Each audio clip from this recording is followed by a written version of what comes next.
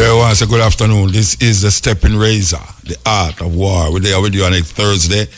This is the first day in February. Them say it's the shortest month in the year. Well, it's only 2 months in the year because it have 4 exact week.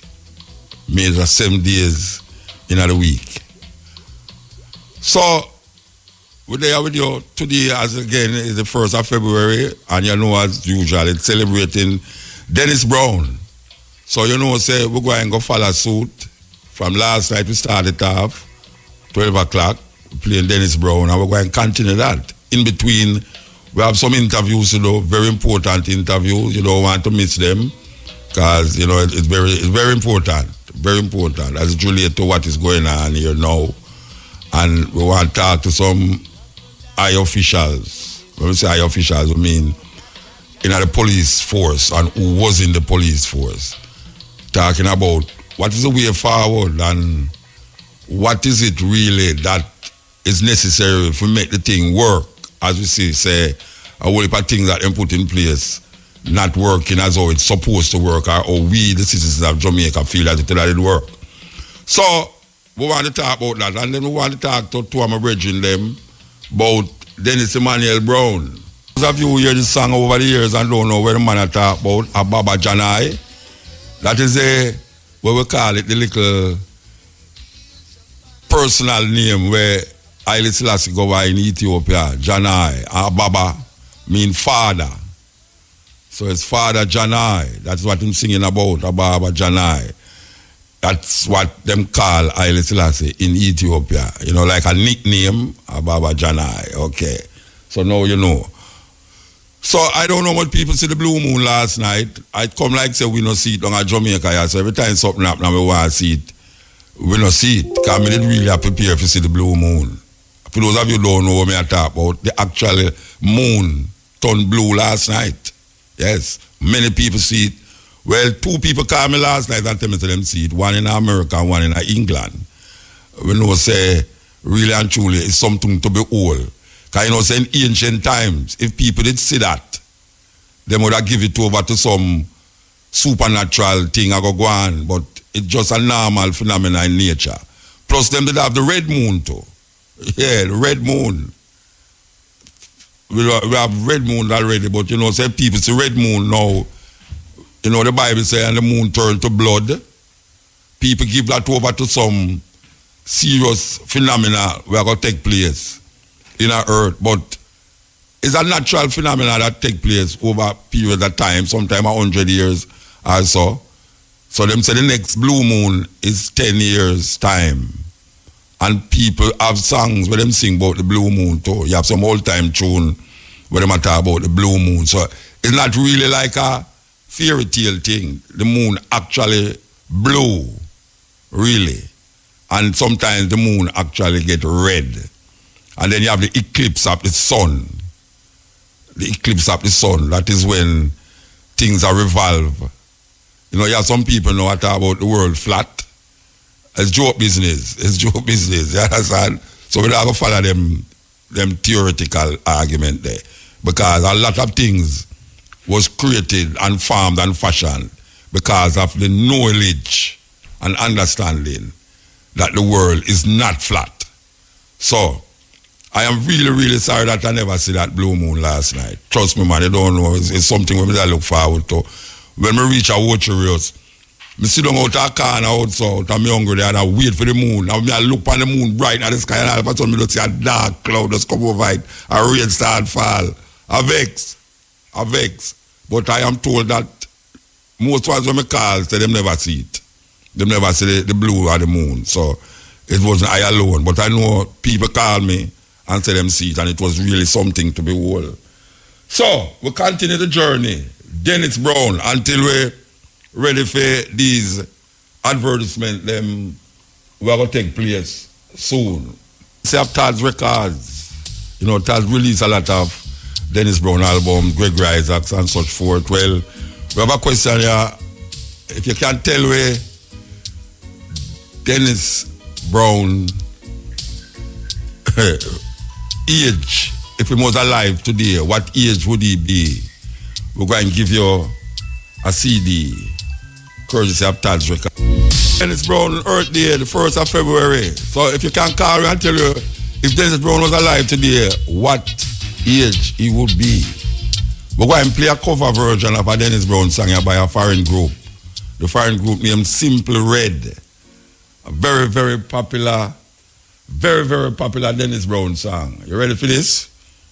You ready for this? Here goes. Natalie Campbell with the local and international headlines. The murder trial for 44-year-old Michael McLean took a dramatic turn today in the Home Circuit Court when he opted to represent himself.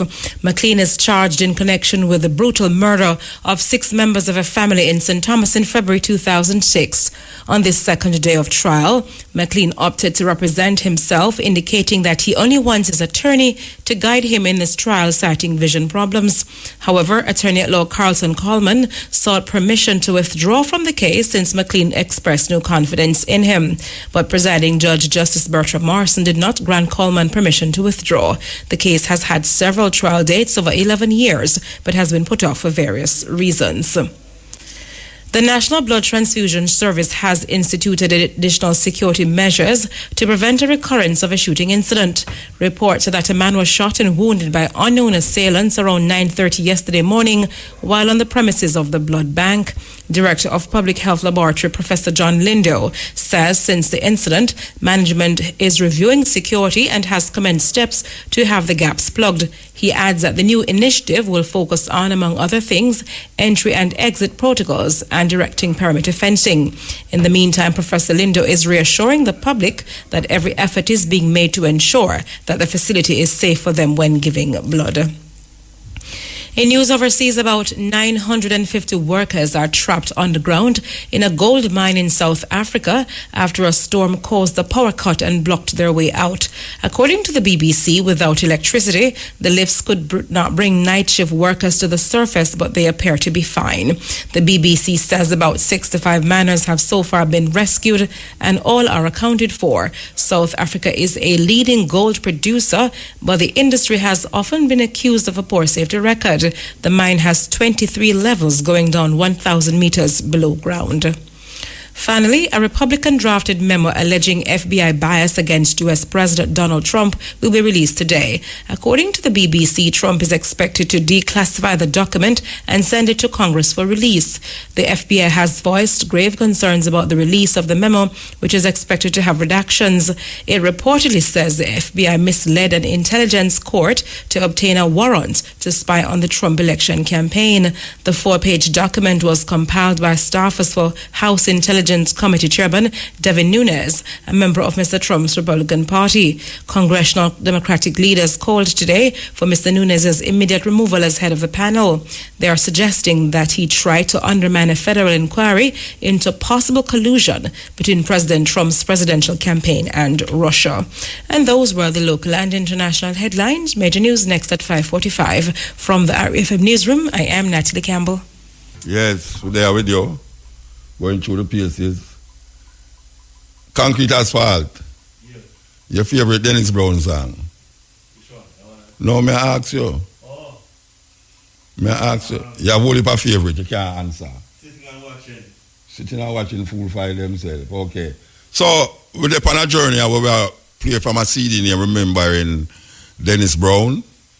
VP distribute the CD. What it is that a whole heap of young artists cover Dennis Brown songs, including myself on this young artist album. So.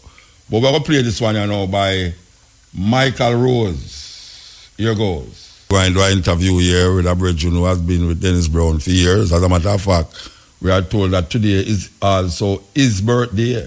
I have on the line here a brother who has been with Junior, a brother who has been with Dennis Brown for years. Junior Lincoln, chairman of the Dennis Brown Trust, manager, promoter, publisher. Yeah. Hi, Muta. How you doing, man? Boy, there. It's your birthday today, and I want to tell you happy birthday. Thanks very much, man. Yeah, I always end up a work, go through, every year you work at Dennis. And you forget your birthday too. Every time you work on Dennis Brown birthday, I forget every day. Every year. It's true. So sometimes the production people even buy a beer and say, boy, it's a Lincoln whole of beer, man. Jesus, you know. It's like Bob Marley birthday. Everybody forgets it. And Derek Harriott birthday too. Yeah. and Bonnie Ruggs. Yeah, the same time, yeah. All right, so tell me something. Well, first of all, before you go out, you still are going with things down at Trenchtown there? Yes, no time, but you know, you know that. So what to the ambassador project where was very hot a couple of years ago? How that work out?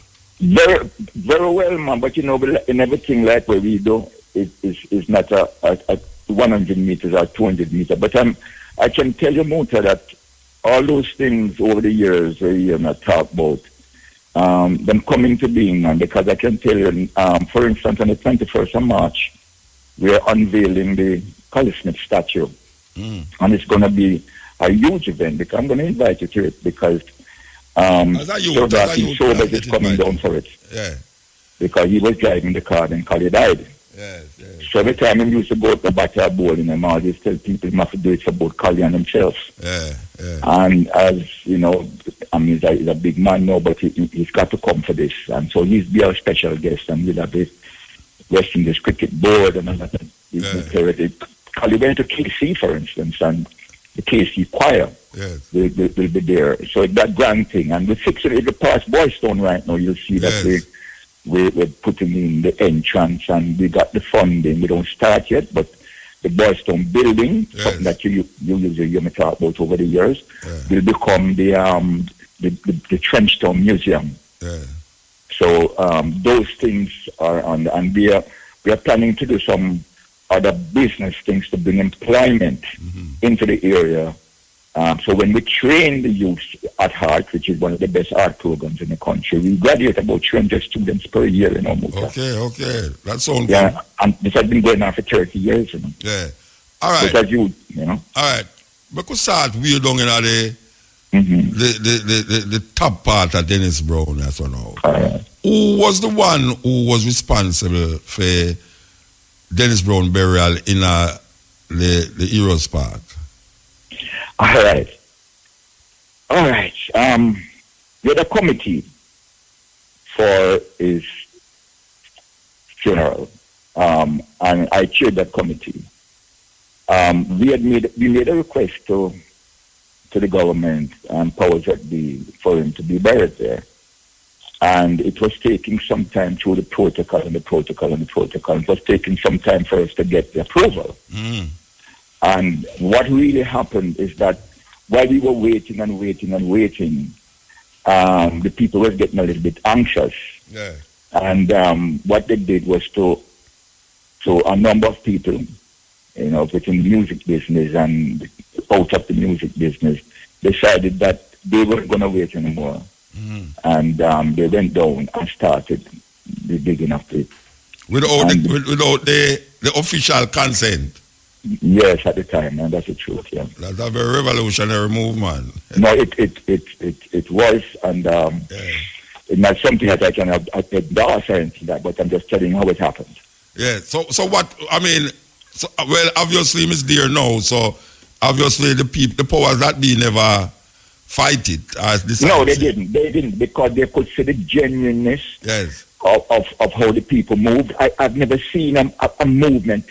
But then you see that is typical of Dennis, as you know, because, you know, he's really the most loved artist that we have. I tell you, yes, man. People just love this brother because of who he was, you know, because he had so much love inside of him, as you know, Mota. There's nobody over the years, and you know, you're in the music business, and, you know, you don't know of any artist or anybody in the business that people love like him. No, as a matter of fact, I want to tell you something without sounding very weird, you know, say, Dennis Brown play more in a party and dance hall than Bob Marley. That's right. Yes. Always. In our party, them, Dennis Brown play more than Bob Marley. Yeah. Yes. But that's reality, you know. So that's how it really happened. As a matter of fact, you know, on the day, everything was nice from the arena and everything was official and then we went down to the park. You know, the people took over now. I had to move back. The people took over because they wanted to do everything from that. For that, yes. You know, and they just allow them, the family and all the officials, they just allow them. And they weren't in a kind of disrespectful way or anything like that. No. It just, this money belongs to them. You know, it's one of the only artists where I say, for years you watch him start with the same tune and end with the same tune, and every time you want to go back and see him. Here I come with my It always starts with that tune and him end with the same tune. But people always gravitate toward and every song with Dennis Brown sing on stage. You can't rest assured say him can just ease with the mic from his mouth. That's right, Muta. And you hear it out there. That's right, Muta. I remember the days of Sunsplash, as you know. May I tell you? I remember 9 o'clock in the morning, 10 o'clock in the morning. You remember? Yeah, man. And people would sleep and don't move out to the park. It's like how, for instance, at Rebel Salute, when it reaches a certain time, at 7, 8 of my people move out. Right? Now, with Dennis, as you know, people will sleep on them reggae bed and wait till 9 of the sun at 10 o'clock in the morning. And when Dennis say, here I come, everybody get stand up. May I tell you? Nobody stand up left the sun till 11 o'clock. I think the last time that was down at the Bob Marley Center. Bob Marley Center, that's correct. Yeah, man. And Sly and Robin did the panel show there too. Yeah, yes. All right. So your connection with Dennis Brown start from when? It starts from years ago because I was in England at that time and operating record company and all them kind of thing. And I was the person on the record company that was dealing with Studio One. So I actually released No Man is an Island. His first single that was released was No Man is an Island. He recorded before, but the first tune that was released was No Man is an Island. So when Lips of Wine with Derek Carey at the Lips of Wine. Yeah, but he recorded Lips of Wine, but it wasn't released. Okay. But the first release tune for him was No Man is an Island. And the first hit. Right. And I released that record in England and released his first album in England. And I took him to England 1974 when he was 17 years old. That tour was with Skin, Flesh and Bones, Toots and the Mates, Sharon Forrester. And then I took him, he was 17 years old. And he actually met his wife inside my record shop. And then we got very, very close, and I was like a father figure to him from that time to this time. All right. So the No Man is an Island song, I just said, the first release, first hit. So what time in that period did Derek Carey release the Lips of Wine? When he started to have it with Coxsone, then he released it. Because he went to Coxsone and did No Man is an Island and Coxsone. One thing about Coxsone, anyway, one thing when him record, when you're good and him record and him knows you're good, him just start recording with a tune to make sure. No. What I ask is that you said Lips of Wine was recorded but wasn't released. Yeah, it was his first recorded single. Tune. Yeah. But it was released. It wasn't released. But No Man is an Island, first for Coxsone, release and become a hit. That's correct. So what time now did Derek Carey release Lips of Wine? You don't remember? I can't remember. I can't remember that. But that was also a hit, don't it? Yes, it was. Yes. All right. So you were there at the time them with like Byron Lee, the Carib Theatre them showed them, Dennis Brown as a little youth, go up on the stage and all them were there. Yeah, I was in England releasing record, but come home after him because I had to, because the music business, you have to come home. So that was in his early days when he used to do live shows now with people like Byron and all that kind of thing. Yeah. But did not record with him. Yes. So but most of them songs is with Coxsone and Joe Gibbs. Coxsone, yes. Coxsone first. That's in the first with Lips of Wine. and then Coxon after that, and just their number, whole tune to Coxon. And Joe Gibbs, him have some time and then with Joe Gibbs come after that. Yeah, Joe Gibbs, yeah. Well, and, all right. I guess I know, and that you are supposed to ask, is because we're going to get leg up on the line about, oh, come on here. Yeah, just leave out it. Eh? Lego just leave my office a while ago. No, may I ask, oh, come in here, not about the show downtown. Then that man talk to you about, no, can just leave out to the office. The 18th of February is the Dennis Gun show up on the waterfront. Oh, okay. And it's going to be huge. When you say huge, you're bringing Simple Red to sing money in my pocket. Why you think the trouble solving a mood? That's powerful. Well, I would mind doing that because it's let's show another side. But you know how Dennis thing go, that all artists within the country come and celebrate him, and we in the business, I think, enjoy that show more than any other show because it's like it's our show. It's not like Dennis thing is like our. Kind of nice on the street still, on Orange Street, that's still. Oh Lord, man. No, man, the Orange Street thing, we can't stop loving that. I nearly get killed down there one night, when I was taking down the production because we never have no money to put up the sophisticated production, so we had to put up wooden things, and I put up a wooden backdrop. And in the morning, because they have to clear the street and we get the undertaking to the authorities that we have to clear the street by a certain time. And they pull down, everybody got to pull down this backdrop because wood we use 2 before and 4 before. Yeah. And piece of 4 before it drops down and lick me down here. Yeah, man, let them have to pick me up, man.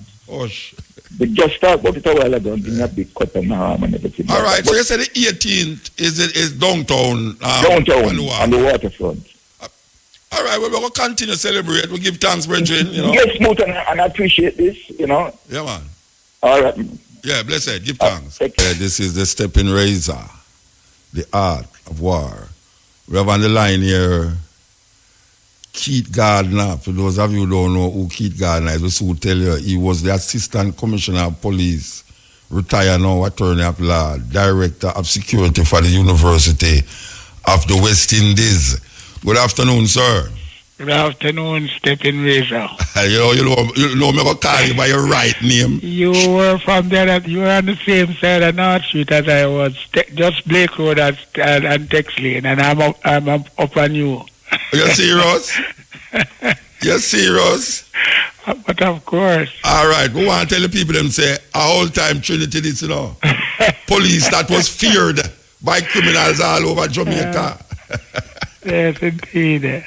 All right, me could get into it now. Past Assistant Commissioner, you see we are going now. Is there any difference between when you was Police Commissioner and now? I mean, in terms of criminal activities? Difference. From time to time, Muta. We used to have crime waves, right? In the earlier days, when you were going to school, you hear about a crime wave, crime escalate, and then they have measures, maybe stopgap measures, and it decreases, and so on. Now, you don't have crime waves anymore. You have a constant flow of crime across Jamaica, and the nature of it is of such that it diminishes even the toughest of persons, right? Attacks against young girls and the misogyny against women and the sheer brutality, with which the murders are committed, beheading and that sort of thing. Yeah. So the cries of the people are out there, and it is going up to the Father, and it is time for something positive to be done now to ameliorate all of this. All right. As we are saying, as a past Assistant Commissioner, I have to make people know that, and you know that. Yes. Trinity was a feared policeman all over Jamaica. When criminal hear the name Trinity, is like, yeah, all right, no, we're not going to make him come in over here, we have to start on Christian. So, if in a year time, the criminal, they fear the Assistant Commissioner, so it would appear to me that it's either a different breed of people, or is that there's no one there that command that fear when them hear a commissioner name or assistant commissioner, there's no one there that command that, respect and fear in the hearts of the people. Why is that? Let me tell you something. First of all, in the 60s, and don't forget that in 1976 alone, twice as many policemen were killed than was the case last year. 13 policemen were killed. I was shot and seriously injured during that year. Yes. But the kind of criminals that you had at that time, Buta, you would have recalled Dennis Bart, Copper, Morrison, and them guys who had escaped from death row. Right? And were really wreaking havoc. I've often said that Copper's mantra was that, boy, the only people in uniform that him like was doctors and nurses. Right? No, honestly. But those were callous guys. But callousness wasn't the order of the day. Yes. I remember in those days I could line up 25 men, each holding out the other in the waist. And it was a state of emergency, right? Yes. Remember now. So we have special powers. And take them to station, process them. Those who were innocent, we let them go. And the hard heads, we would take in. I remember one of the times, we had a group of men along Olympic Way. And one man was at the head of the 25. And he said, listen, I don't know about but I'm going to make a dash for it as soon as we reach the corner, my old drive. Yeah. And the man holding him said, well, listen, you can't stay there. Hold on there, because it's a Trinity bullet, them take corner. So, that was a legend. It's like a missile. It's like your bullet is like a missile. Yeah, so people really, and I never really had to use deadly force at the time because the reputation assisted. Yes, so people hearing about this now, not going to take any chance. They're kind of different here now, whereby the people are younger, right? They weren't exposed to any nurturing.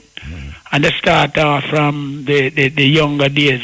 I don't know, Muta, to what extent you have been in the inner city, especially around Trenchtown and Rima, Wilton Gardens, and them places where you see the little girls carrying baby. If one of them from 12 come up, 2, 3 children behind them and thing, and them don't know where them baby father is. The baby father themselves are 15, 16-year-old, and the only thing they know is about the gun and violence.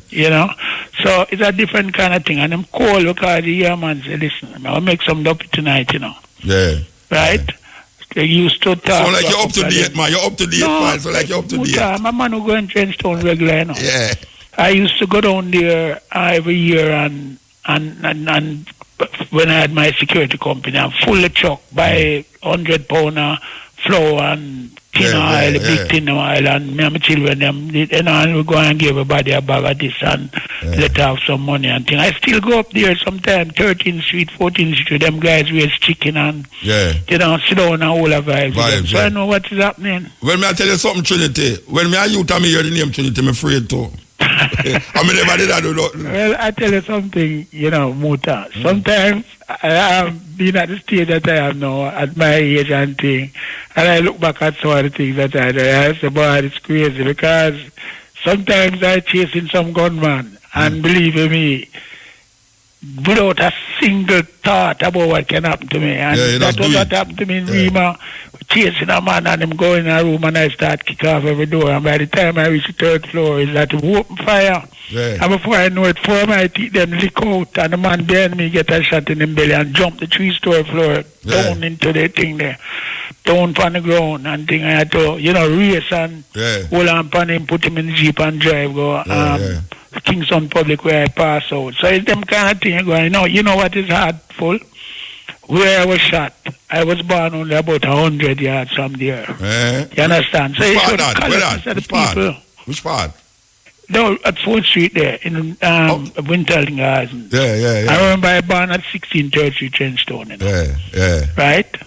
And stuff. So that is the kind of situation. So these guys nowadays, as I say them man are voter. When them man get high, first of all, them man drink White Rum straight because we used to know all the the substance that them use to preserve dead. That's where the man them a drink, right? Embalming fluid. Yeah, and them when them wrap the weed now, them wrap it in them use grabber. Yeah. And some of the grabber are soaking and redering and things. Yeah. So you know when the man draw that and drink them the white feel like them invincible. We're not talking about the use of coke and all them things there, where they might use a season split. So some mad people are not taking talk.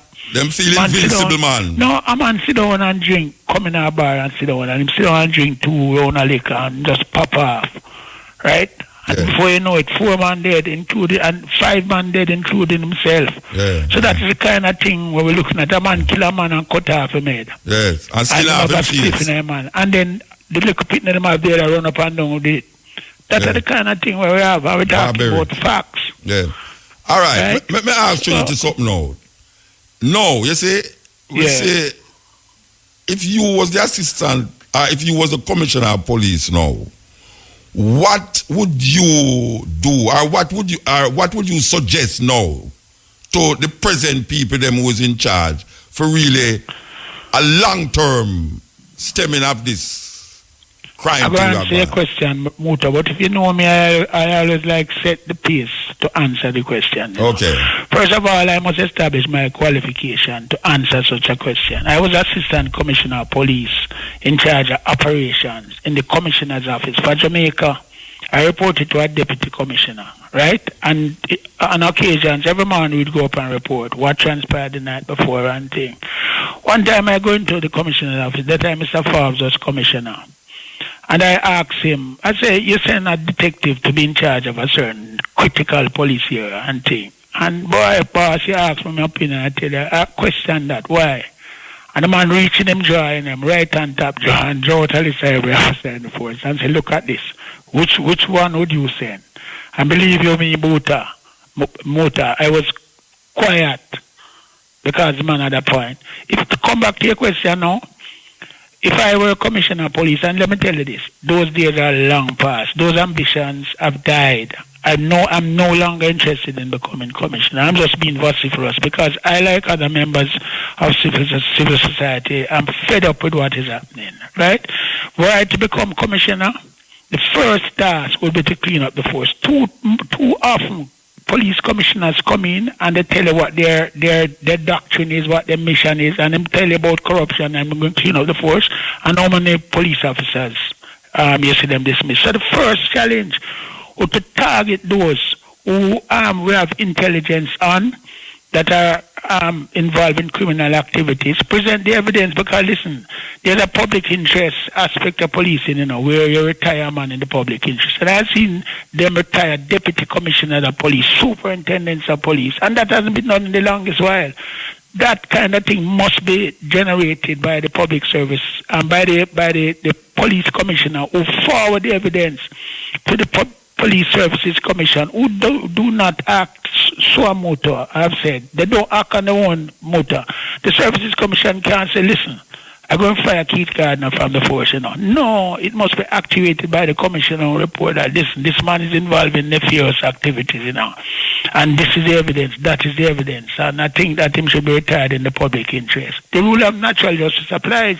Them call you, them point out the things to you, and give you an opportunity to be heard, and make a determination. You're out.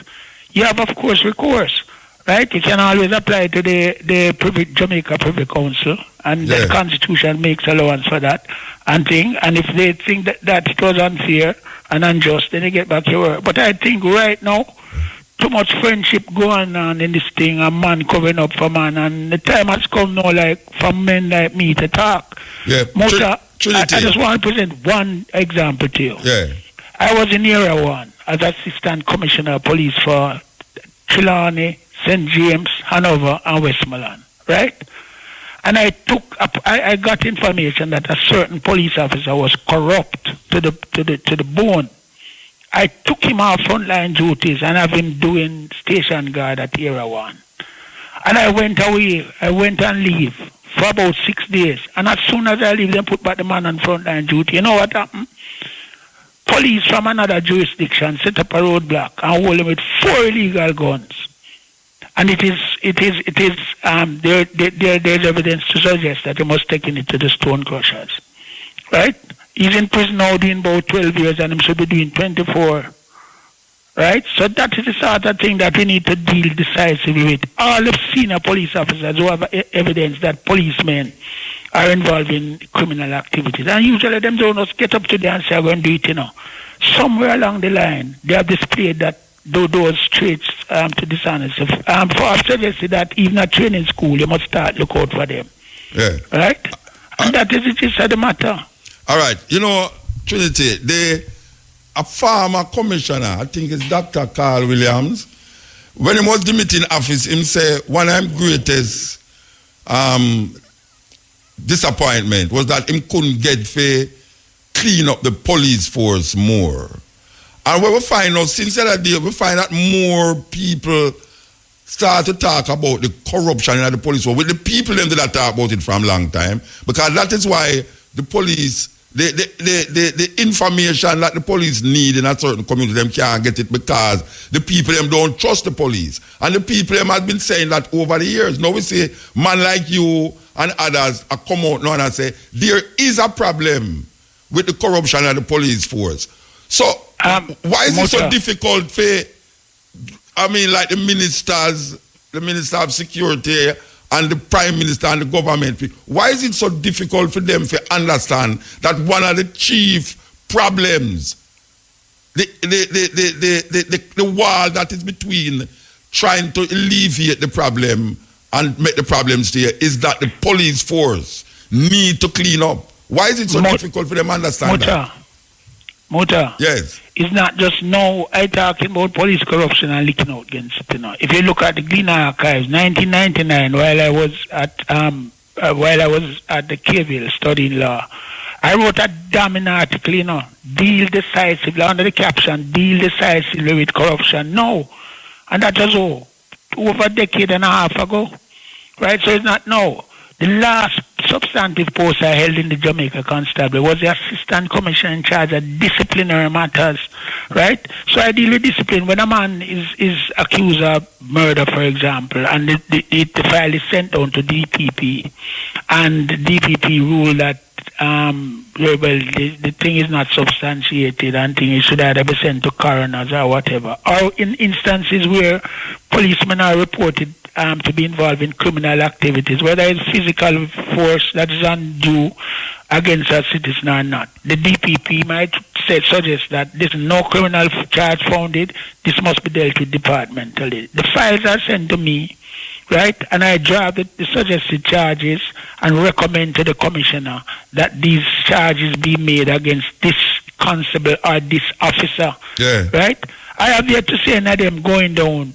Of course, against sub-officers where court of inquiries and so on are sometimes instituted. Yeah. But in terms of officers going to service commission and being retired in the public interest for corrupt activity or for not doing malfeasance or misfeasance in office, I don't know of any that has been sent from the service. I remember one last one was Albert Richard, who was at superintendent of detective superintendent of police, and I'm going to call the other people because they're alive. That is what we want to see. We need to send a message. The commissioner's talking about them never get any chance to do that. That is a fallacy. Right? Send the report and send the men down to the service. You know what? We're blaming the service commission. We don't give them the work to do, and then when you give them the work to do and they don't do it, they're criticized. Unless those charges are sent down to them and they're allowed to convene, because they are the ones who are responsible for appointing commissioners, for dealing with discipline in the police force and so on. If you don't give them the grounds on which to found the charges or inquire into the charges, why you turn around and blame them? It creates a misunderstanding or lack of understanding of the role of the Services Commission. Yes. All right. Indicom. You think that Indicom is an obstacle in the work where the policeman is supposed to do? Let me tell you something, Muta. As a crime fighter, and I was alone. My best friend, my sidekick, started in 1976. Remember, I joined in 72. When I was sent to commissioner's office on that notorious squad, I met my best friend and fearless crime fighter, Mr. Osborne, right? And we together did a lot of work. This man was never recognized. I mean, I've been given the Medal of Gallantry, Medal for Meritorious Service, and Mr. Osborne has not been acknowledged to this day by any government. The work that I have done and been given credit to, I could never have accomplished it without him. So I want to really shout him out and pay respect to him. Yes. But the point I'm making is that, things and times have changed. Right? And whoever is going to be commissioner now, we have proven and demonstrated to the public that we lack the will to deal with this thing. You're talking about the police force. You're talking about the police force.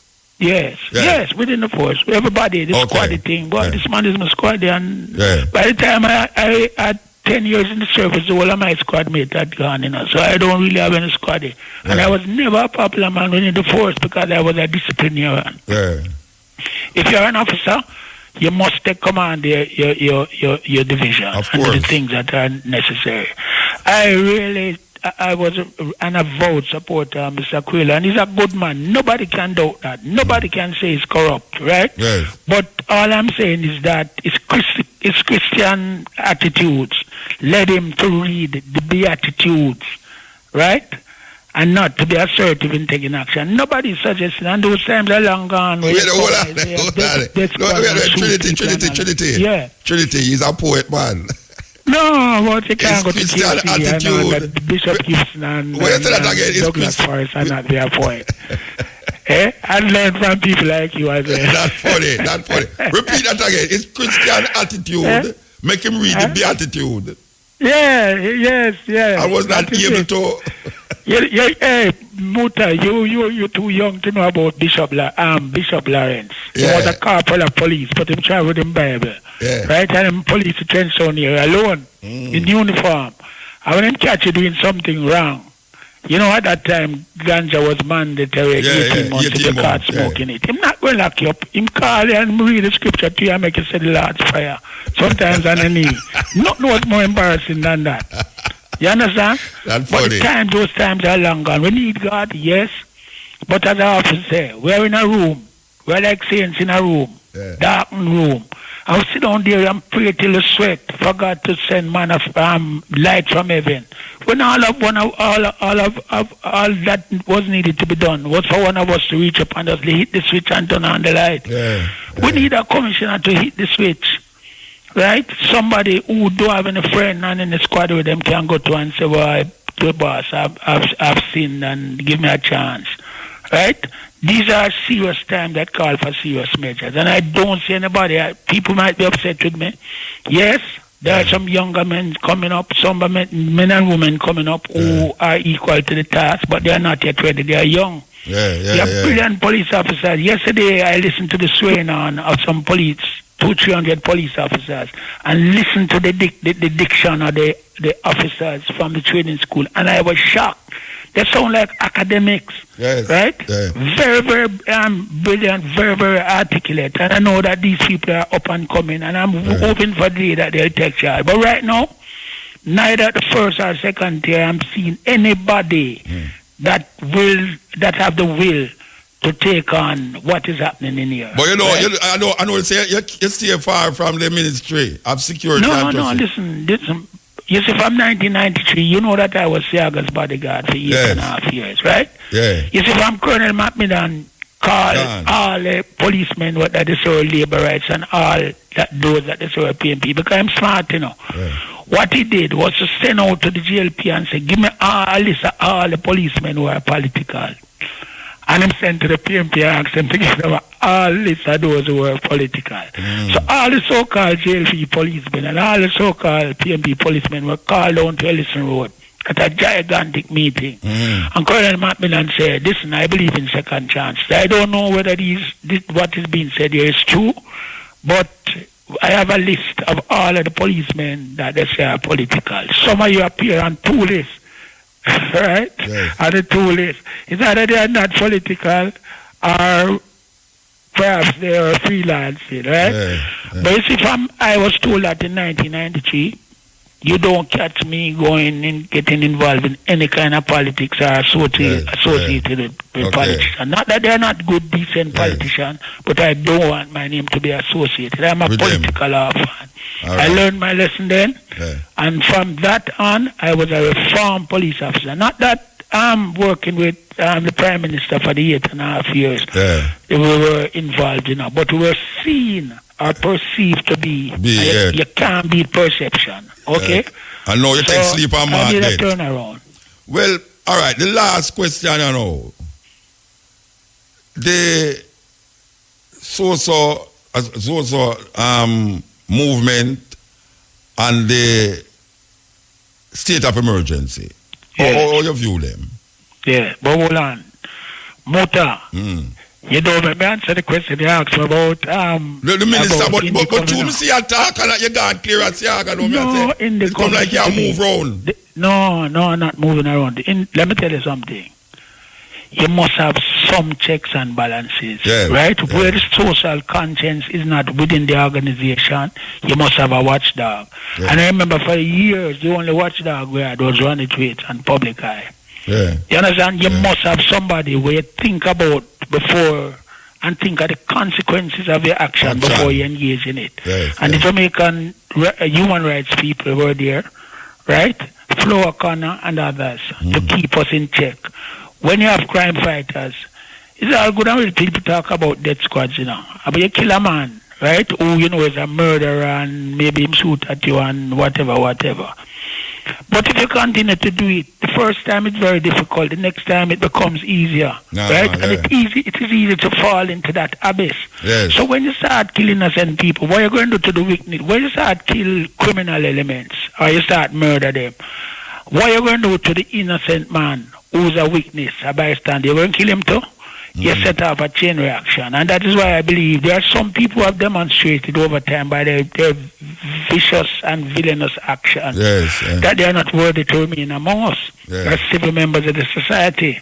But it can't be, I don't believe in either state-sanctioned killings or in the death squad kind of thing. But we see, one point that is needed to be made, Mota, if you allow me to say it. You see, when we clean up our act, when we clean up our act in the Jamaica Constabulary Force and increase our capacity to investigate and present cases before the court and secure convictions, where are you going to put the prisoners? Because we're against building prisons. Maybe we have to go back to Britain for building prisons. 1976.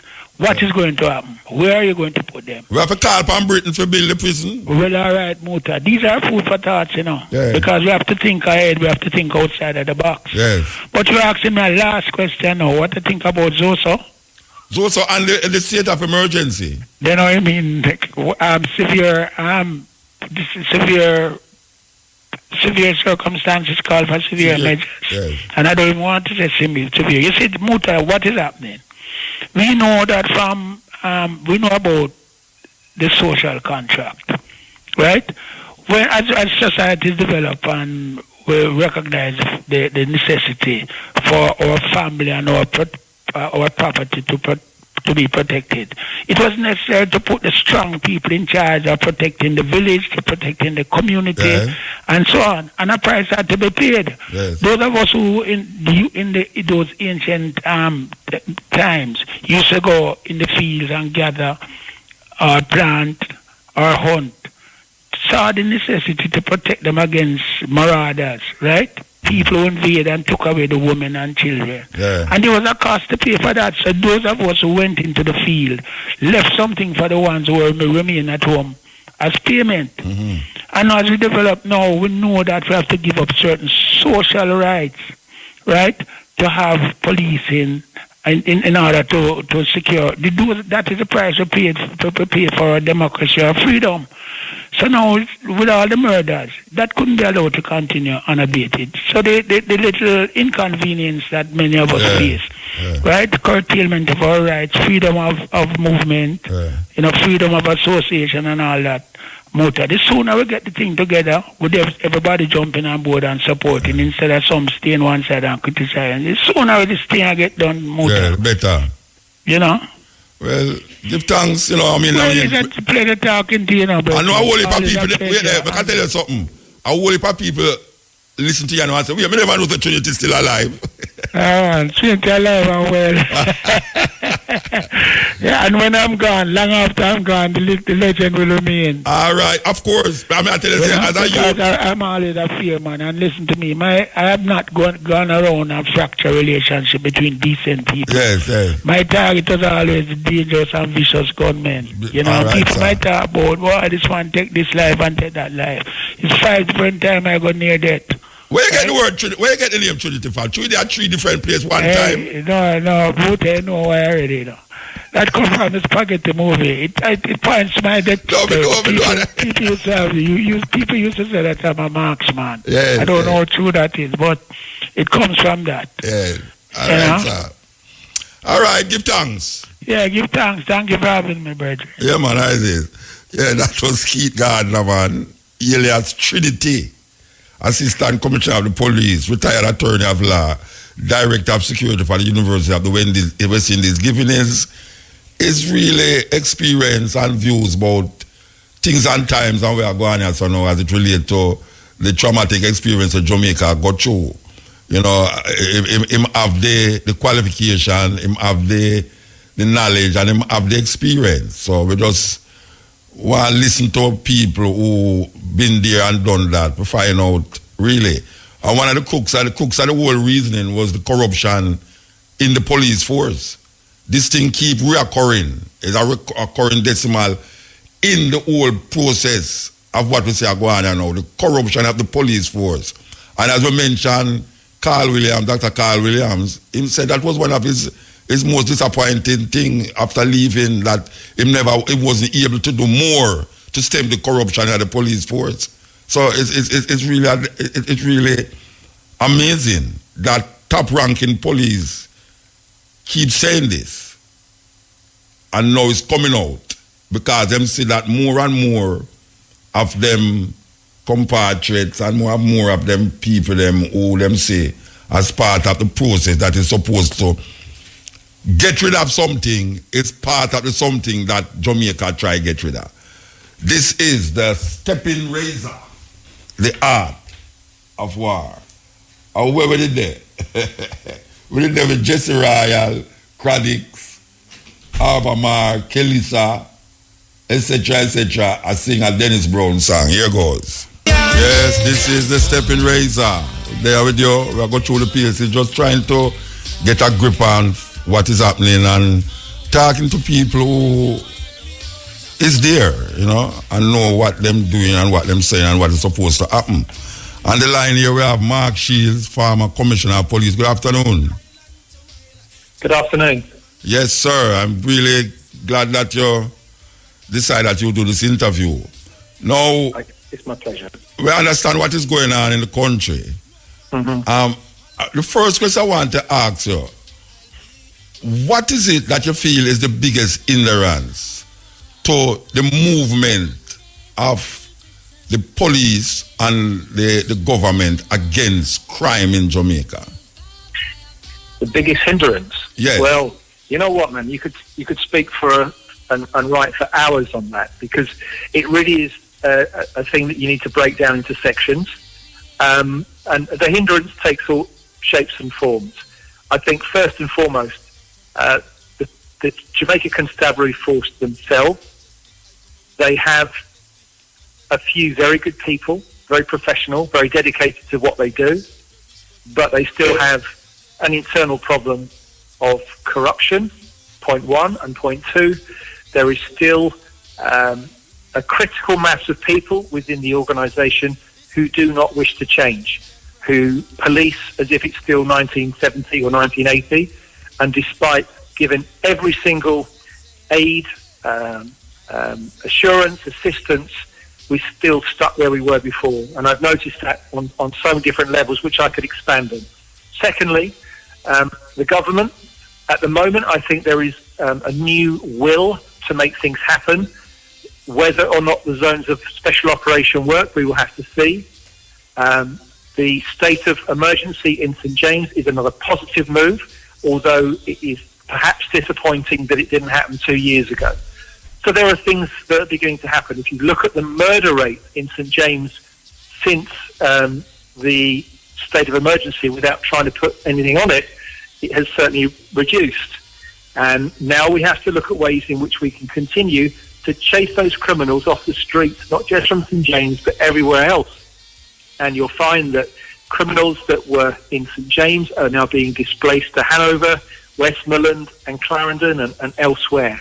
So we need to keep them in fear of us rather than the public, the people of Jamaica, the good people of Jamaica being in fear of the criminals. And I think we can do that. So in answer to your question, it's very broad. We also have to look at ourselves. We have to look at our own behaviour. You and I both drive on the streets of Jamaica and we see the recklessness. We see the lawlessness all of the time. People jumping red lights, going the wrong way up roads, doing everything that they can not to obey the law. And we somehow have to create a society like it is in other places where people do as they're told. People obey laws, because my strong belief is that if you can take control of the streets and have some sense of order, then there's less likelihood to be the serious lawlessness that we see in places in Jamaica. The reoccurring argument about corruption in the police force. Remember, Dr. Carl Williams mentioned his disappointment in not being able to curb that. We just spoke to a former assistant commissioner, Trinity Keith Gardner, and he mentioned the corruption. And now we hear you hint at it too. It would appear to me that it has been there forever. When you were was the commissioner of police,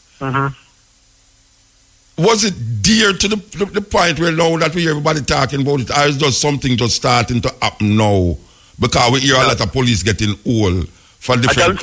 I don't think there was sufficient, and it's with respect to all of my colleagues, I do not think that there was sufficient will and courage to move against some of these corrupt individuals. But in defence of them, I do not think that the way that the rules within the Jamaica Constabulary Act are set up, that it's very easy to get rid of people. What I can tell you is that when I was Deputy Commissioner of Police, I saw the intelligence.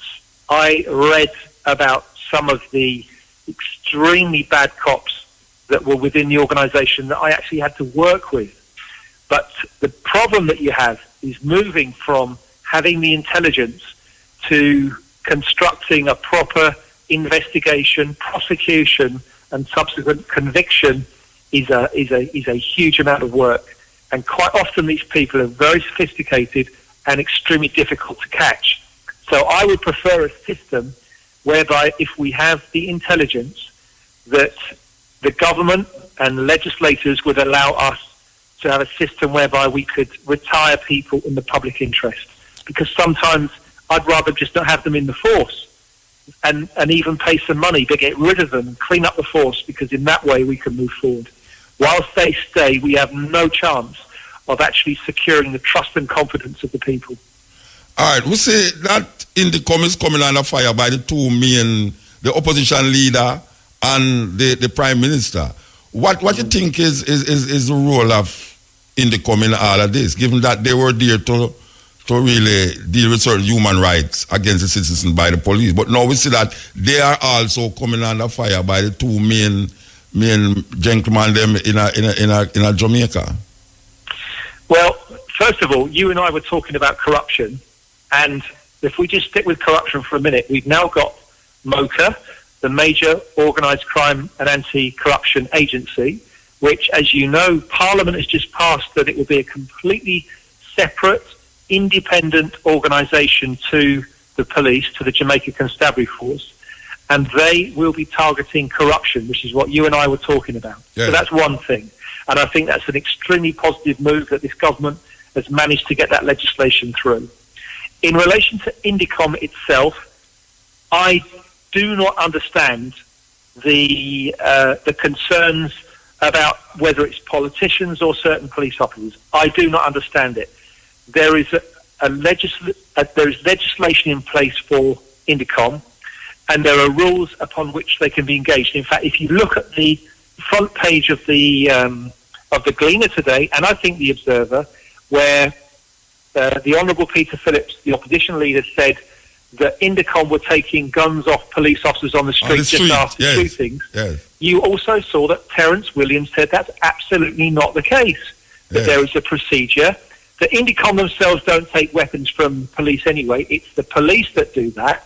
And secondly, they're taken to a police station where it is done discreetly. So there can be this misinformation from various quarters at times, which I think is unhelpful. The reality is that every single civilized country has an organisation like Indicom that is there to independently investigate the police. That's what you have. And we need to face the fact that Indicom is not going to go away, that the law is there, and it's there to protect the civilians, and it's also there to protect the innocent police officers, because I think it was Minister Montague who said just a few days ago, of all of those investigations conducted by Indicom, a very small percentage actually ended up with prosecutions. But you still have to go through the process of investigation, because if you don't have investigation, then you can get miscarriages of justice. So what do you think is all right? The Prime Minister mentioned balance. What is your interpretation of the Prime Minister talking about the need some balance in Indicom? I didn't hear exactly what the Prime Minister said, but my view on balance is very simply this. Indicom are bound by certain rules and regulations that are set down in law in terms of how they can proceed.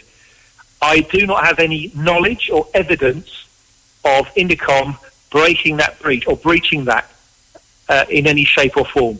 If they have, then those matters would be investigated. I do not think that it's on one side or the other. I just think that there is a general resistance, that this attitude that some police officers are literally laying down their weapons because they're concerned about Indicom.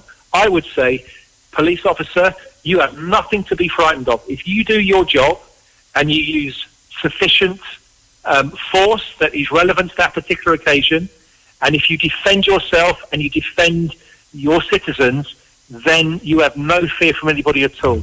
But on the other hand, if you think that you can go out there and target people who you think are criminals and kill them and plant firearms on them, I have absolutely no sympathy for you at all. That's how I would say it. If you were the Commissioner of Police today, what would Deputy Commissioner? Yes. No, today. If you were the Commissioner of Police today, yes, what would be your first move now, given the situation that we find ourselves in Jamaica?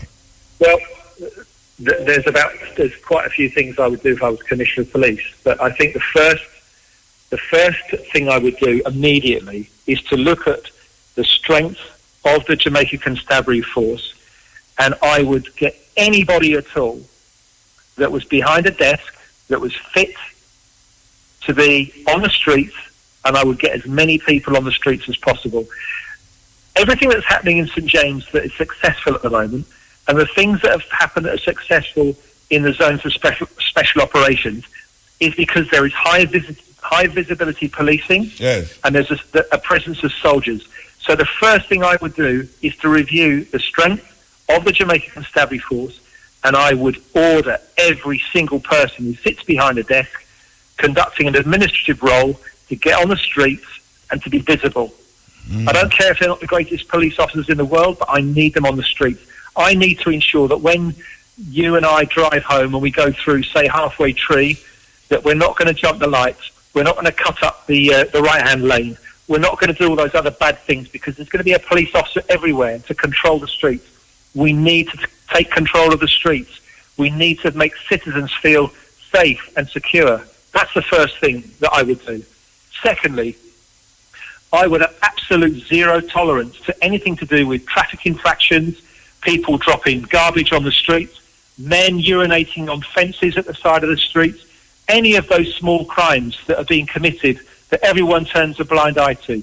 Motorcyclists riding without crash helmets, you name it. If you're on the streets and you commit an offence, you will get a ticket or you will be arrested.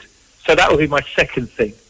And the third thing is that I would establish permanent checkpoints, police checkpoints around major cities. with proper concrete structures, with CCTV, with license plate reading systems upon them, so that criminals fear going to any city because they know they're going to be watched. So they're just 3 or 4 things. I could go on if you have more time. Yeah. No, we have time. We have time. You can't talk. We have time.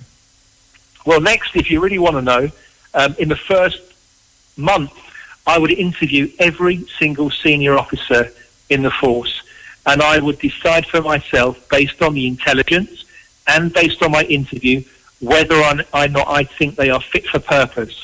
And I would make some tough decisions, and I would focus on building a strong, trustworthy, reliable top team. And I would get rid of anyone that I did not feel would fit that bill, and I would either give them a project to do, or if I could, get rid of them in the public interest. I would then, with that, identify the top 10 high potential officers, and I would ensure that they go off to Canada, the United Kingdom, and the United States for extended periods of secondment in order that they could learn the strategic skills that are required to run a modern police service. Yeah. And I would bring them back and hope that at least 1 or 2 of them would be the natural successors to be the next internal commissioner of police. All right, we have a fork in the road here, and given where we are now, I mean, take yourself out of it as being a commissioner. We need a commissioner now. You give credence to the idea that we should seek for the commissioner outside of Jamaica? Well, no, there's a big difference. Outside Jamaica or outside the Jamaica Constabulary Force, which are you talking about? No, outside of Jamaica. If you could, like, you came here, and you had Mr. Green from England, who was here a couple of years ago. You think that Jamaica right now reach a stage now where we need to get someone more experience, more understanding of crime fighting in a volatile situation? Like, for instance, England. Can remember that them did the ban handgun in England? Yes. Yeah, but now we say people are use knife killing. Every day when I'm a brethren call me and say, boy, I appear knife killing a go on in England. But I think we can handle knife quicker than gun. But it does. Yeah, you think it is necessary, or you give credence to the idea that why Jamaica, it look like every time we get a commissioner it not work, we need to get somebody outside. What do you think about that? Well, let me put it this way. I'm going to give you an analogy with Grace Kennedy. Grace Kennedy is a well-respected Jamaica-grown company. Okay? You accept that? Yes. Grace Kennedy is a well-respected company. Grace Kennedy has grown exponentially over the years to become an internationally recognized company, and they export their goods to the United Kingdom and the United States. And they also have a lot of services. Now, you're going to be thinking, where's Mark Shields going with this? This is where I'm going with it. The reason for the success of Grace Kennedy is because they have been able to recruit people from outside Grace Kennedy. If everybody joined Grace Kennedy at 18, 19, 20 years old, and the only way you could be in Grace Kennedy is if you started on the shop floor and worked your way up to become the CEO, I can guarantee that Grace Kennedy would not be the great company it is. Like any company that is successful, it draws on people from other areas, whether they're Jamaican from within Jamaica or whether they're from outside that country. That's why Digicel is successful. That's why Grace Kennedy and many other companies are successful, because of that. If you have an organisation like the JCF that only ever recruits people from within inside the JCF, it is a recipe for disaster. I regret that after Les Green left and after I left, that for whatever reason, they stopped the whole notion of international police officers. They stopped so many things. They stopped the Major Investigation Task Force. They have not done as much with intelligence. There are so many things that we actually start here that are quite good, and then after a couple of years, we give it up. So the answer to your question is yes, I would take not only a commissioner, but deputy commissioners and assistant commissioners from elsewhere. But at the same time, as I said in my plan, I would be training local Jamaican senior officers to go and work abroad to gain the experience, in the same way that if you work for Grace Kennedy, you can leave and go and work in New York or Miami for a few years and then come back with all that experience back to Grace Kennedy and make the organisation great. So that's my analogy. I don't know what you think about that idea. I think it's all right. think it's important. I had a suggestion, and I suggested continuously in this program that the Ministry of Security and should really send or carry a group of police, soldiers, whatsoever, and carry them to countries that has had worse crime than Jamaica and has gotten out of it. You know, there are many countries. I mean, all right, even think about New York itself. There was that time when people afraid for walking in New York City with almost 10 million people.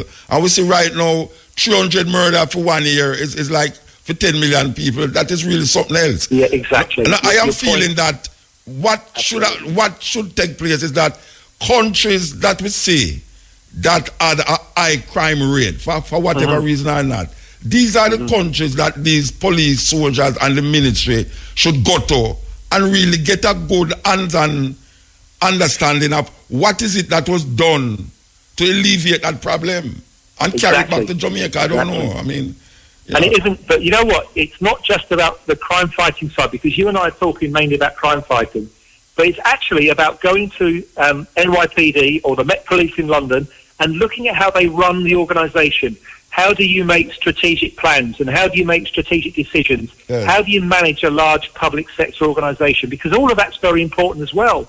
And when you look at the Jamaican Constabulary Force and the way it's managed, it hasn't changed for so many years.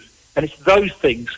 And so if you can't bring people in all of the time because the local force is not prepared to listen or think they know best, then send them away. Send them to New York, Toronto and London in order that they can gather those excellent skills and bring them back and preach to the people here for them.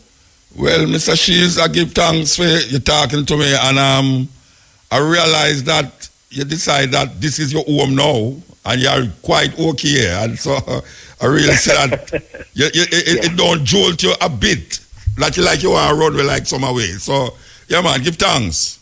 Thank you, man. Thank you for inviting me onto your show. Thank you. Yes. Yeah, that was Mark Shield, former Commissioner of Police, giving his view also about, him have the experience in and outside of Jamaica. And it's really interesting that him say about the indiscipline, which is something where we are it's one of our pet arguments on this program, say, the indiscipline. And he mentioned the exact things that we talk about. The road, urinating on the sidewalk, throwing garbage out of the bus them, all of these things. Police will stand up there and see this thing happen and don't do nothing. We need a zero tolerance for certain things. We drive up a road and we in the traffic and wait. And all of a sudden we see a coaster bus just pass the whole of the traffic and go up on the banking and a drive go up there and a boring and then now you have the bus them where really and truly every time a man come and say no this and no that, couple months after it died down and everybody gone back to the same thing. That's why people are wonder and I wonder about the state of emergency, about the social thing, that when them leave, what will happen? All the man when come back. We need to sustain and maintain. Sustain and maintain.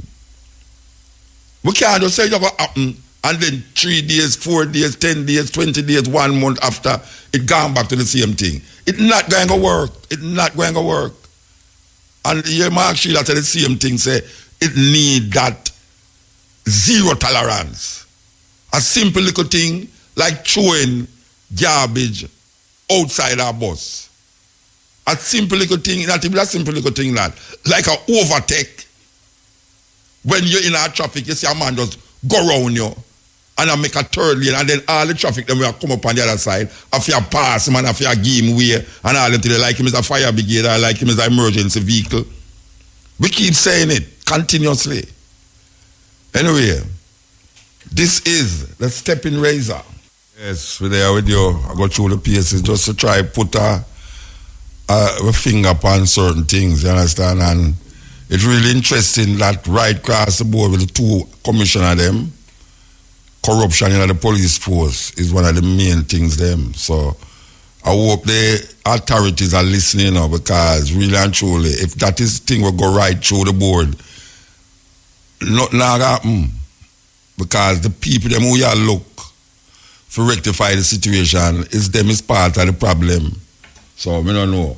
A long time we have that tune upon a long time we have that tune play and it can't stop playing now. We did a play a Dennis Brown tune featuring a whole heap of the young artists them, Esco Levi, Kelisa, Kabaka Pyramid, Chronics.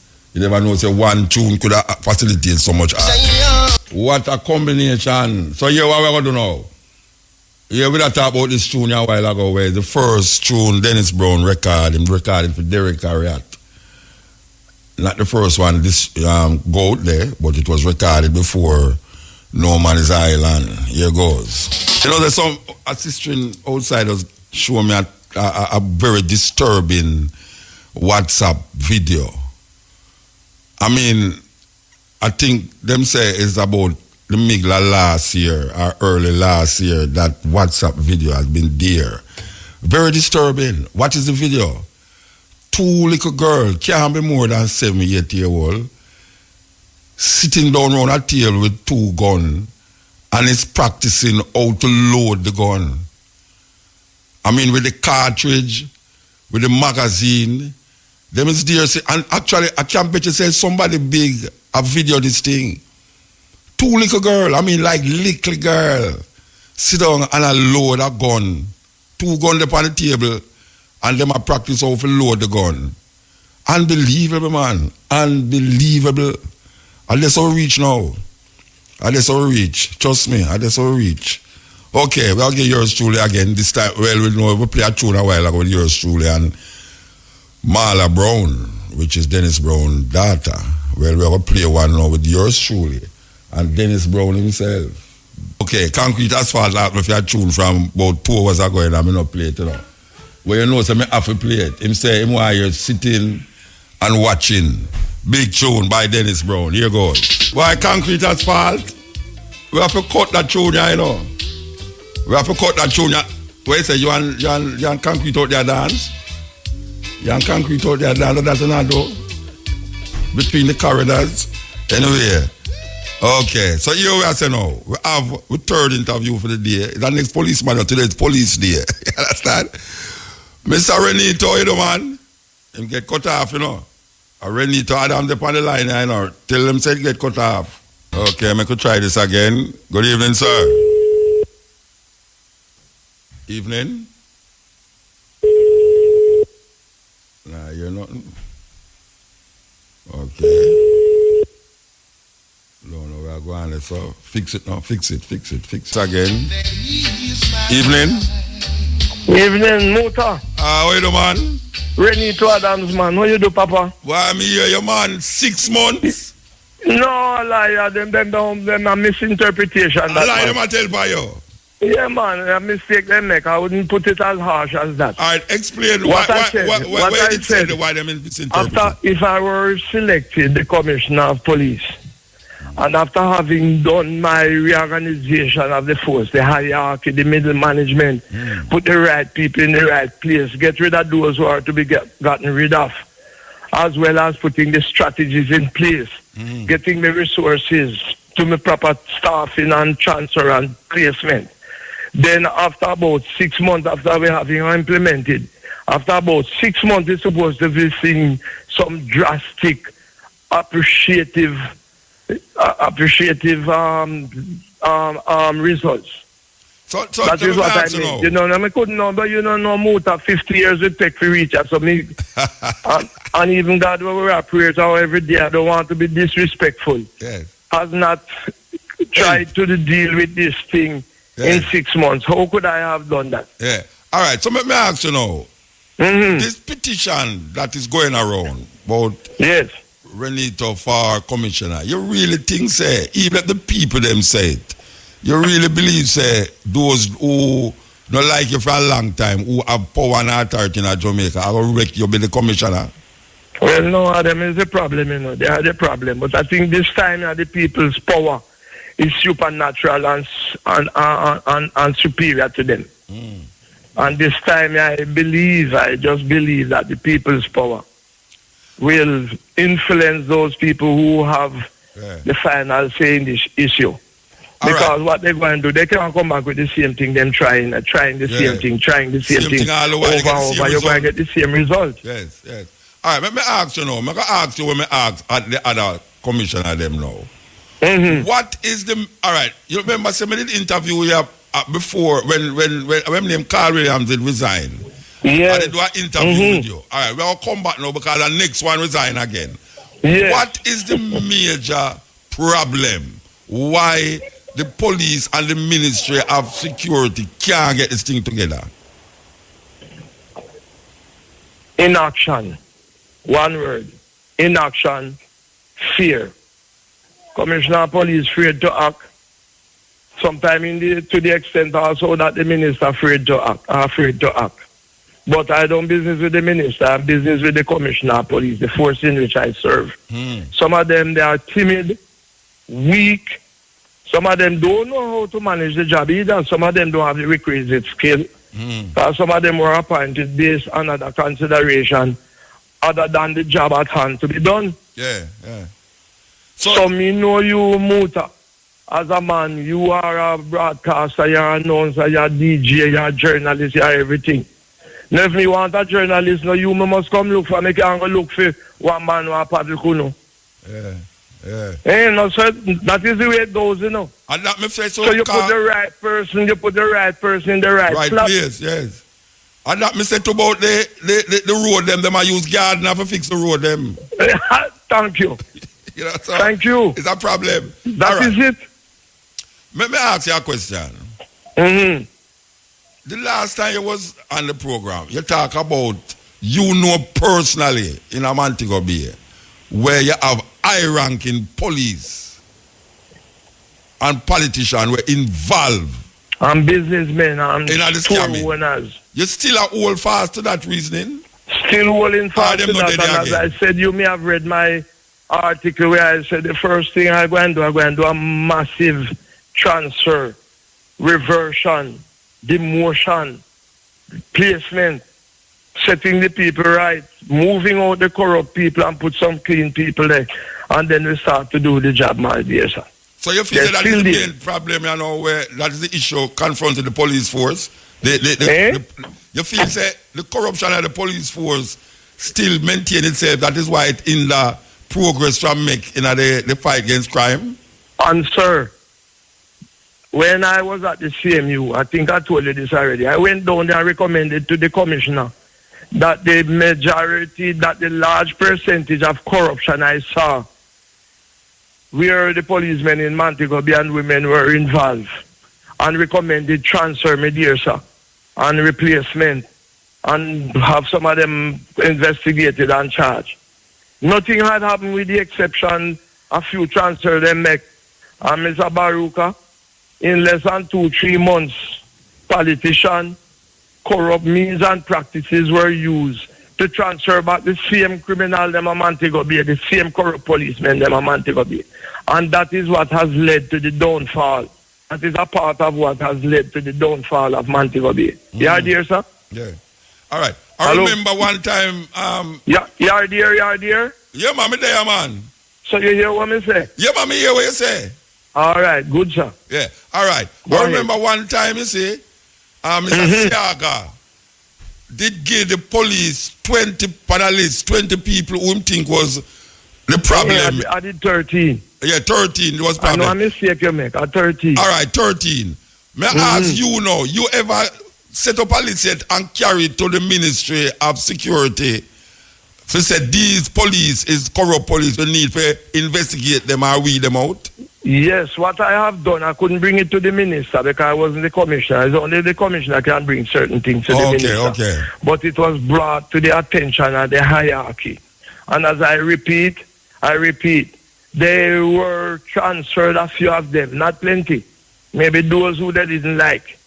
And they transferred them, and before daylight, speaking figuratively, all of them were transferred back to Montego Bay to continue the corruption. So I went down there and I asked all the warrants, all the summonses for all the wanted people, Mr. Mabaruka, and not castigating anybody. I'm only talking the truth. I never get one I had to do my own intelligence and research down there to know who the criminals were. I never get one from one policeman down there. Yeah.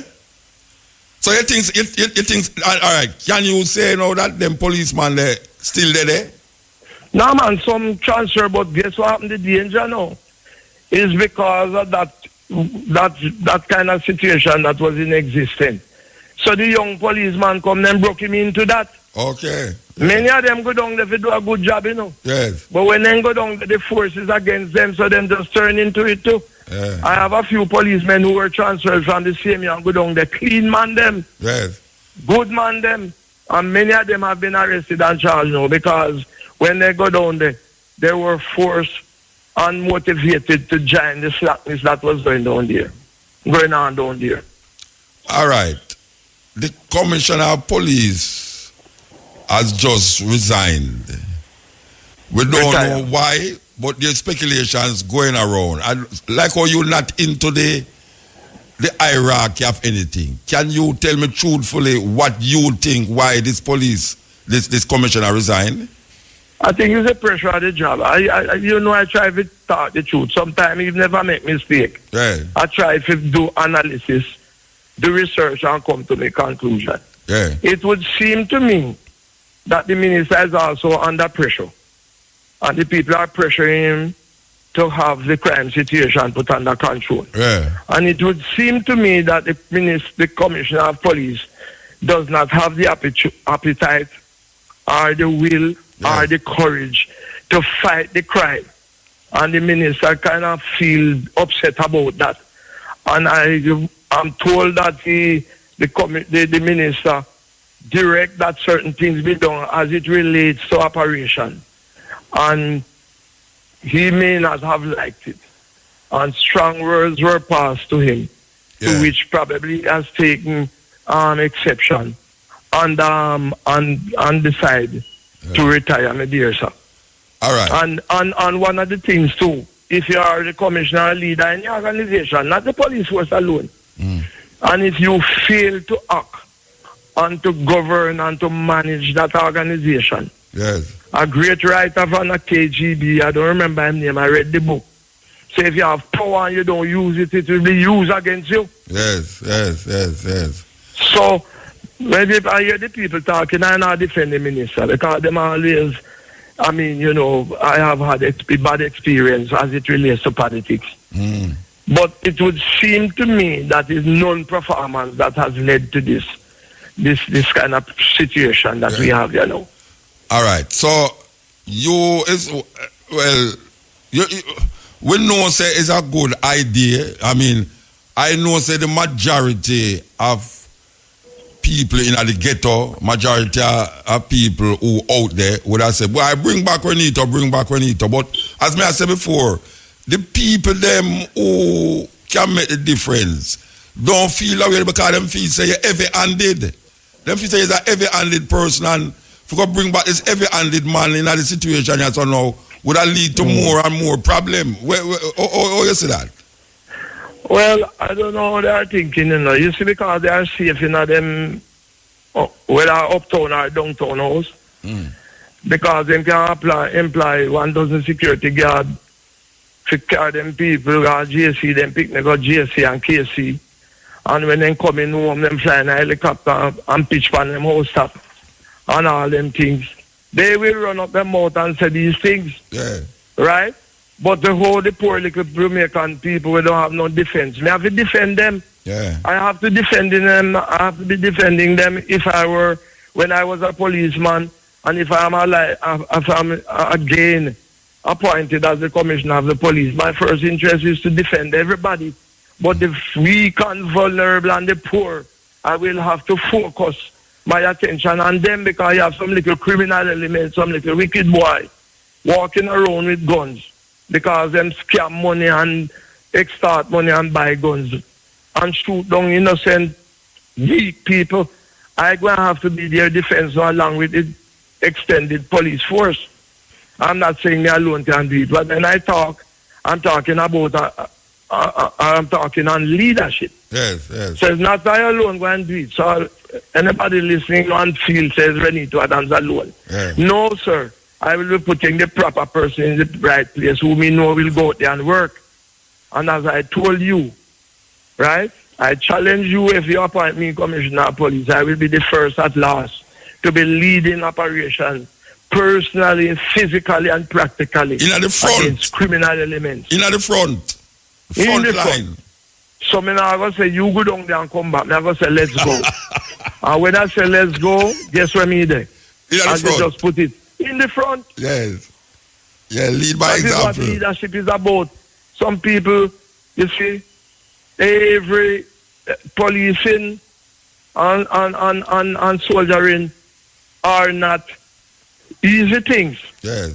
How these things come about is when you have undesirables and people who try to mash up society. These people were made and introduced. These organization was made and introduced to repel them. Yes. Yes. So the action you're going to use is not the action of the church. You know, I go out there, go fling Bible after man. That can't stop man from committing crime. I'm not saying if you use it spiritually, you know, I'm not saying that. Yeah. In other words, if you give me Practically. thank you. Physically. So, yes. You have to go confront them, man, physically and make them know you know mean business. Yes. So why we have reached this stage is because I want to tell you, sir, and this is my view, that there is not one law in Jamaica now that is serving as a deterrent to criminal elements out there. Mm-hmm. Mm-hmm. So And you should personally, too, I'm not talking the police force alone. Yes. All the persons who are being paid handsomely to deal with criminality in Jamaica and to have an ordered society. Yes. They are afraid, and many are not doing their job, sir. Yes. And that is why we have reached this stage. All right. We see them have a so-so thing, which two of them still in effect. And then we say in the same parish, them bring a state of emergency. All right. Tell me what you think about the two. You know, I'm just saying, Eh? I'm just saying, I'm not laughing at it. I'm just saying how you interpret that now. No, you tell me. You tell me what you think about the two things them. As it relates to security, and I always think I am reliable to some extent when it comes to security. I can hardly figure that out, sir. It looks like it's certain type of politics that has come up, and whether the government or the minister or whoever it is under some, whether it's internal or external pressure, sir, them introduce this to appease the psychology and the thinking and the mind of certain other people. Which one of them, the so-so or the state of emergency? Well, the so-so as you call it, I don't ever say you say I don't. I'm not. Because that's a name. My mouth can't pronounce Z. All I am saying, sir, you could have bring in so-so and you bring in this. I must, while I talk to you, commend the army. Yes. Because the intelligence that I'm getting out there is the army is leading the battle down there against criminal elements. Yes. And they are achieving. To the extent that me just say some policemen are up in arms and vexed about the leadership that is being provided down there by the military. We hear about that. But the wrong thing them do, you can't use them the same people down there. I'm not saying everybody down there is corrupt, you know. Mm-hmm. But how the place reached that degree to which it has reached. And you use the same man, them will allow you to reach that to down there perform police duty same way. Mm. You must have them transfer and move out and bring in new people. Yeah. All right. So, You see? all right. So the state of emergency, them extended till May, them say? Sir, state of emergency was not necessary in Montego Bay. If we had effective police action, Yes.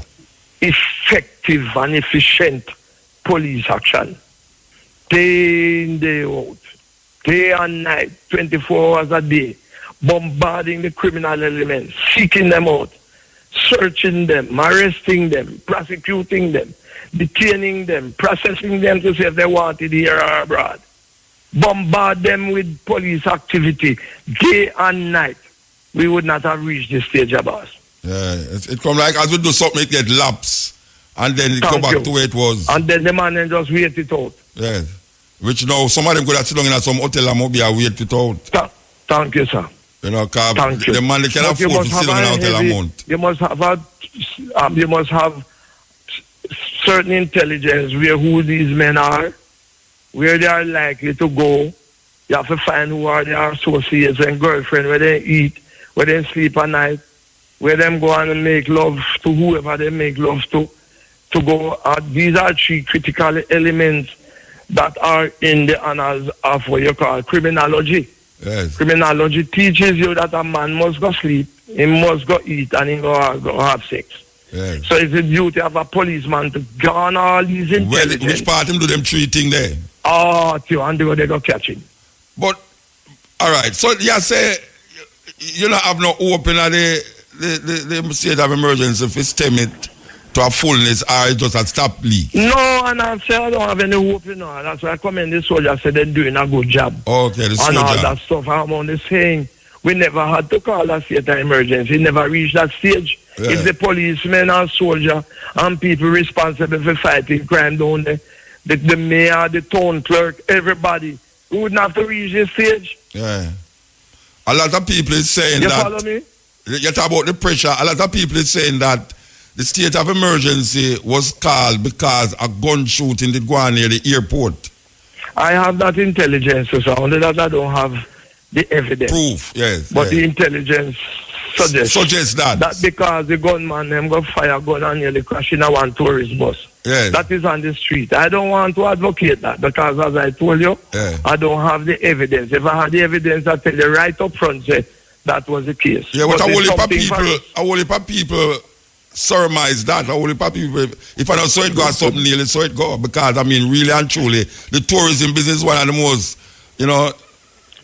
Yes, I know. But I'm not saying it's not so, you know. Yeah, me know. It could well be so because you hear Jamaican people, them say, well, Jamaican people say, if I know so, near so. Yeah, near so, But yeah. you see, me now as a professional who is Policeman, seeking yeah, a you have to very have professional hardcore evidence. and responsible office, Yeah. I have to have evidence. Evidence, First. yes. I have my own feeling, you know. Yes. Yeah, And I'm everything feeling like that too, even though I don't have no evidence.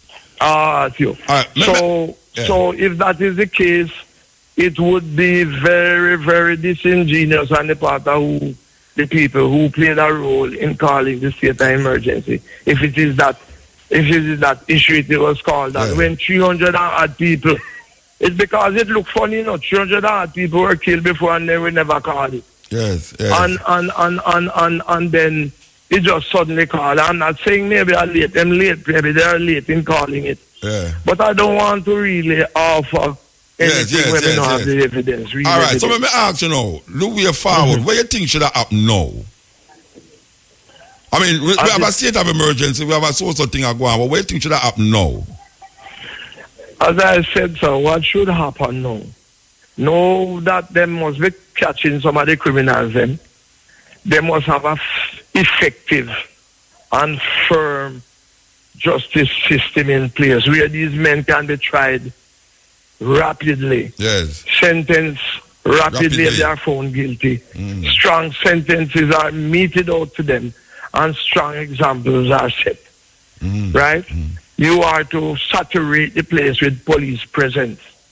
Every corner. I don't know if they have the resources, but if you manage your resources good, you can look like 100 policemen out there when around the 25. Yes, yes. Because on the roads, some of them go down and stand up on the street side for the whole day. Yes. Go up and down, check the suspects. That is where the law sends us our policeman duty is to patrol the street by day and by night, seeking out criminal elements and suspects, arresting them and prosecuting them, and take them before a court of law for justice to be meted out to them. And if they're found guilty, you send them to prison, or you go and put them on probation, or whatever the sentence is. Yeah. That is how you order society. Yeah. That is how you fight crime. A man killed 3 men today. Nobody can find him. Him killed 4 tomorrow night. Nobody don't find him. Him killed another one another night. Nobody don't know who is this man. How can that be? Yeah, yeah. Somebody and they must get see the him. intelligence now and bombard, don't make that man commit no more offense. And the man, them now hide again. I know like first time when man used to hide. Thank you. In my time, them have to hide in the box. You remember me have to go on the old house, but I'm going to draw them out. Because them are hide from me who no gone to England, gone to America, gone to Cuba, gone all over the place. These men are not hiding, so them easily caught. Yes, so why we can't catch them? Yes. Anyway, and nobody believes says the police alone down there, as I told you before, corrupting about the biz. And everybody, you know. Yeah, man. But the business, the hotel, the financial institution, them down there, all kind of things down there involved. The gun and the man them is right in front of the police and the soldier them are hide. I mean, let me tell you, as an ex-policeman the other day, I was so embarrassed. Right in the middle of so-so.